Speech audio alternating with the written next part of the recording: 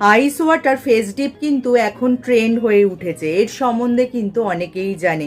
এতে ত্বকের কিছু উপকার তো হয়ই, কারণ আইস ওয়াটার ফেস ডিপ যদি নিয়মিত করা যায় আমাদের ত্বকে রক্ত সঞ্চালন ভালো হয়, যার ফলে ত্বক উজ্জ্বল হয়ে ওঠে।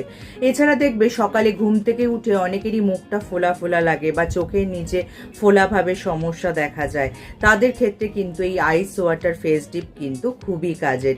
এছাড়া যদি তোমাদের মুখে কোনো মাইল্ড ইনফ্ল্যামেশন থাকে সেটাও কিন্তু কমিয়ে দিতে পারে। আইস ওয়াটার ফেস ডিপ যদি নিয়মিত করা যায় তাহলে কিন্তু আমাদের ওপেন পোর্সের সমস্যা যেমন কমে যায়, তার পাশাপাশি কিন্তু ত্বকও থাকে টান টান।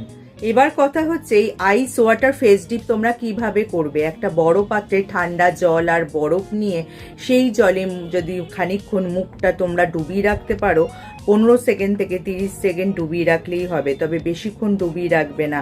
যাদের ত্বক শুষ্ক তাদের ক্ষেত্রে কিন্তু সমস্যা হতে পারে।